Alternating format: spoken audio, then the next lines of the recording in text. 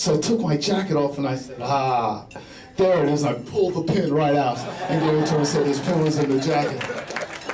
But I'm here tonight not just for entertainment, which is part of the reason, but magic works so well because our brain doesn't know it's true or false. It only knows what you tell it. It only knows what you tell it. It doesn't know what's true or false. That's why magic works so well. You know, there's a lot of people in this country who struggle with the one word, and that is happiness. Now, we don't realize sometimes happiness is free. But sometimes we allow other people to take our happiness away, which I'm going to talk about how the students here found out what the 3 words to discover happiness is. And I'll talk about that in a little while. But first I want to talk about why we're not happy. What takes our happiness away? Well, the first thing is, sometimes, you see this, you know what this is? I know you can say it's a remote control. This is a remote control to your emotions. And I know there's some parents here tonight that sometimes give this remote control to people on the parkway, right? To people on the turnpike. And they know which buttons to push. There's the angry button, right? There's the frustration button. You know, you see this in sports a lot. People get very frustrated. So he's saying everyone else is in charge of your emotions. And what happens with that is that we're telling people that everyone else is responsible for our personal joy. And then after we get the remote control of our emotions away, we do what sometimes my mother does to my dad. She takes out, after she's given the remote control of her emotions away, she takes out that rear view mirror, because she'll never forget it. She'll never forget what anyone did to her. And every time she takes this rear view mirror out, when she sees my dad, remembers her about something, and my friends do this all the time. There's certain people that they can't stand because they got offended, because they and they look in the mirror and say, I can't believe what they did to me. I'll never forget that. And it goes on and on and on. And I'm here to tell you that students, as you grow up, the past is a place of reference, not residence. See, some people allow the past to poison our future. But sometimes where we're going is more important than where we've been. And we get stuck in the past, and sometimes we get stuck because the same things happen to us over and over again. I'm here to tell you, sometimes don't worry about what you're going through. Just try and focus on what you're going to. So when you take out the remote control of your emotions and you take out the rearview mirror, you might want to pull out the fly swatter, because you might become a garbage truck. And people say, what do you mean by, because garbage trucks attract flies. And I said, what do you mean by a garbage truck? Well, when you give out the remote control of your emotions, and every time you see that person, your blood kind of boils, you become a garbage truck, because then you tell everybody about it, right? We got to tell our friends, we come home. You know, the one thing I love about kids, especially around 5 or 6 years old, children come home and tell us everything they loved about their day. You know, my friends come home and tell you everything that bothered them all day long, you know? So then I get out the fly swatter and I start swinging it. They say, what do you mean by a fly swatter? I said, well, it's the old garbage truck theory.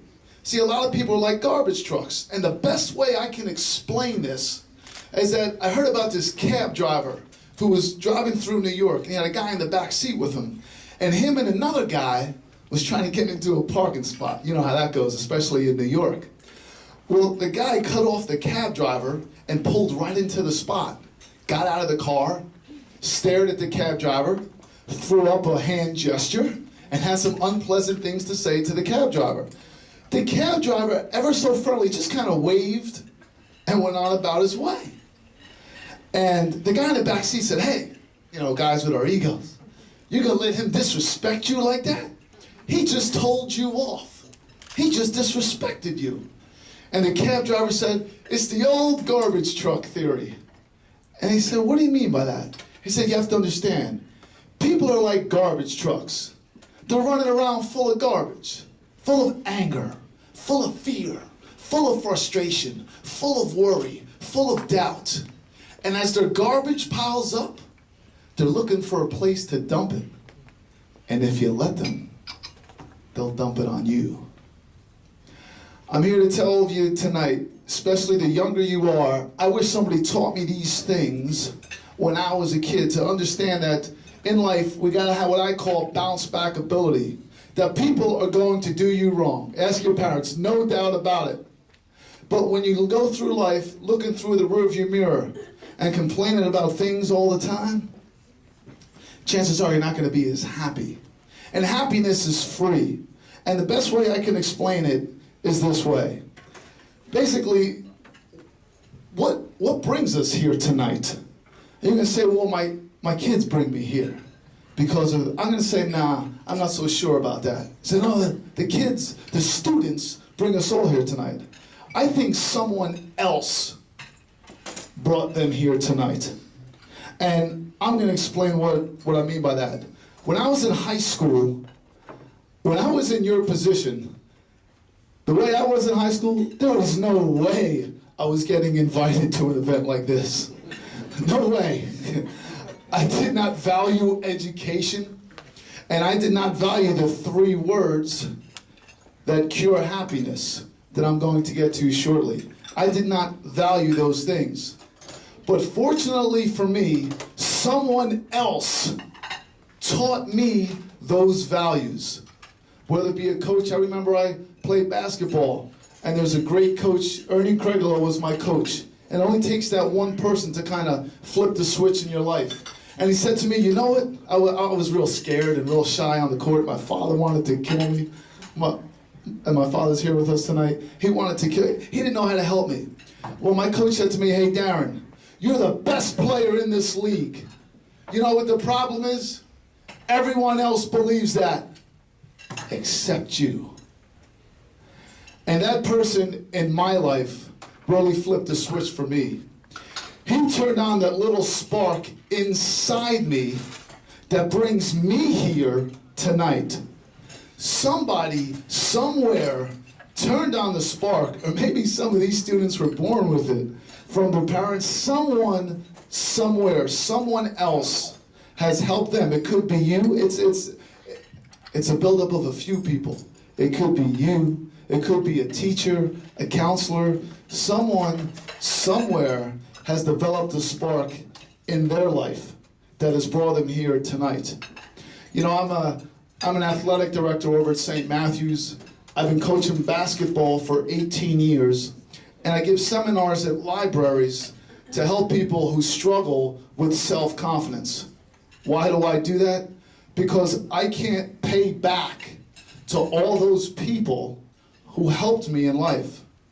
So I pay forward. And that's why we're all here tonight. The students that we have here, to me, I found there's 3 reasons. Their GPA, their community service, and their leadership. And I really love, if you got community service, you're a leader. And I'm here tonight to tell you that the cure for happiness is 3 words that I learned in my life. And those 3 words are, it's about others. That's why your parents had you. They want to give to you sometimes what their parents didn't give to them. And I'm here that I know a lot of us, a lot of people, a lot of students here have done a lot of community service. And I want to show you what happens when we take our focus off of other people. Can I just have one, can I have one volunteer? Can I just go, oh, first hand up. I love it, first hand up, come on up here. Let's have a hand for our volunteer here.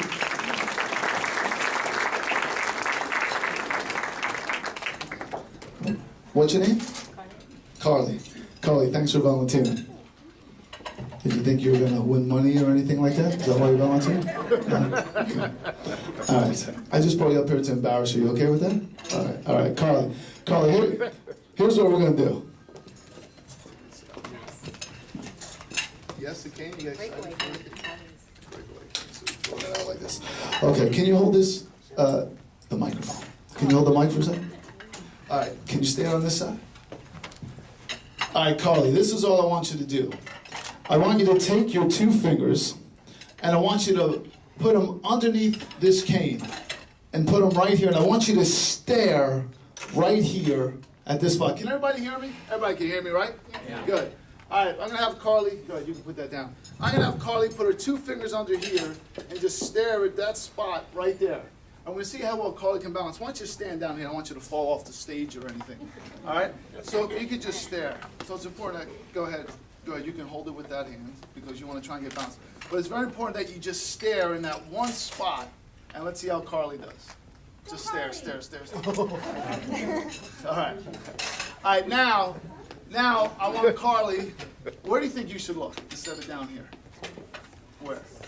Right at the top. So let's see how well you can do. You can move your feet, and let's see how well she does. All right. Not that hard, not that hard. But the deal is in life is that focus stands for follow one course until successful. Follow one course. If you're focused on yourself, it's easy to say, what about me? And you may not get where you want to be in life. So when you pull out the remote control and you pull out the rear view mirror, you're probably not going to be successful in life.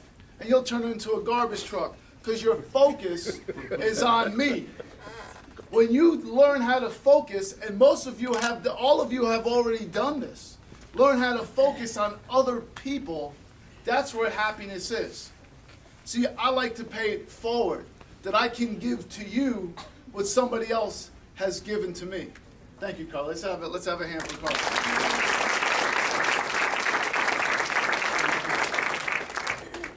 I love to tell stories. I heard about these penguins. And these penguins were looking on the internet, and they came across a motivational speaker. And they noticed that this motivational speaker taught pigs how to fly. And they see pigs flying and all this. And they called the motivational speaker, and they said, hey, can you teach us penguins how to fly? And the speaker said, well, if I can teach pigs how to fly, I can teach penguins how to fly. So he told the penguins it would cost them $20,000 to fly them to the South Pole and get a hotel and, and for the seminars. So they go raise their money. They fly the speaker down. And the first seminar, the speaker's in a huge auditorium. And he told all the penguins 2 things. Number 1, you're not flapping them hard enough. And number 2, you don't believe in yourself. So flap hard, believe in yourself. And he went on for 3 hours. So they broke for lunch. A lot of penguins are walking around saying, this guy's a crock. I mean, we haven't even started flying yet. I mean, this isn't going to work. I think we wasted our money. So they come back, they meet in a huge hall, empty hall, and there's hundreds of ladders all over the place. And they said, okay, penguins, it's up to you. Flap hard, believe in yourself. So one penguin gets on a rung, flap hard, believe in myself. Jumped off, fell down. Another penguin went up, flap hard, fell down. And this went on for about a half hour. Some penguins broke their wings, they broke their beaks, and this went on and on. So finally, somebody saw one penguin up in the corner and said, hey, look, Ralph's flying, Ralph's flying. And Ralph was fluttering for about 10 seconds, and then all of a sudden, he went right down. And then once they saw it, they started to believe it.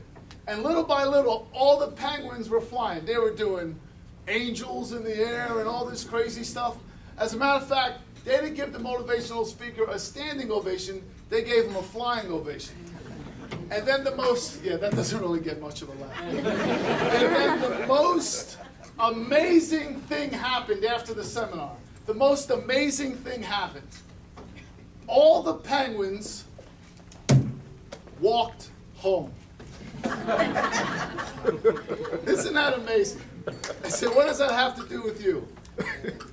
Because you know what to do in life. If you know what to do, but if you don't do what you know, then it doesn't matter that you know what to do. You know what to do, and you've come this far. Don't stop. Keep going. Those people who are still inspiring you in life, keep it going. Hang out with the right people. Stay with them. Those people who are electrifying you and putting that spark into your life, feed off of that. Keep going. Life is a marathon. As we know, it's not a sprint. It doesn't end in college. It comes to a career afterwards. But keep on paying it forward. Because from my understanding, you're doing a great job. Can we have a hand for all the students?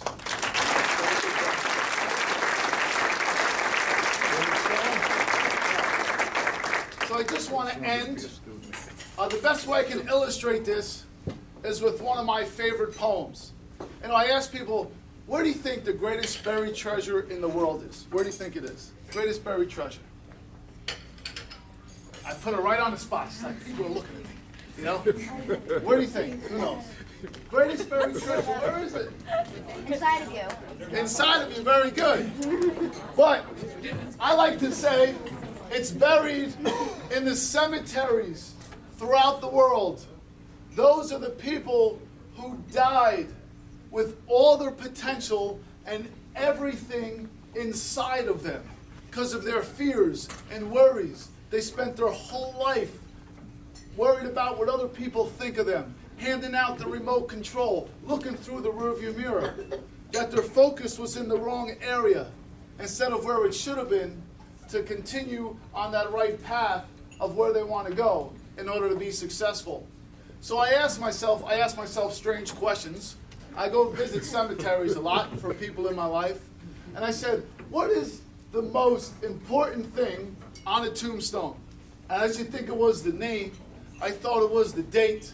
Until I heard one of my favorite poems that I like to end and share with you right now. I read of a man who stood to speak at the funeral of a friend. He referred to the dates on her tombstone from the beginning to the end. He noted that first came the date of her birth and spoke the following date with tears, but he said what mattered most of all was the dash between those years. For that dash represents all the time she spent alive on earth, and now only those that loved her know what that little line is worth. For it matters not how much we own, the cars, the house, the cash. What matters is how we live and love and how we spend our dash. So think about this long and hard. Are there things you'd like to change? For you never know how much time is left that can still be rearranged. If we could just slow down enough to consider what's true and real and always try to understand the way other people feel. If we treat each other with respect and we'll often wear a smile, remembering that the special dash may only last a little while. So I ask all of you, when your eulogy is being read and your life actions to rehash, what would you like others to say about how you spent your dash? Ladies,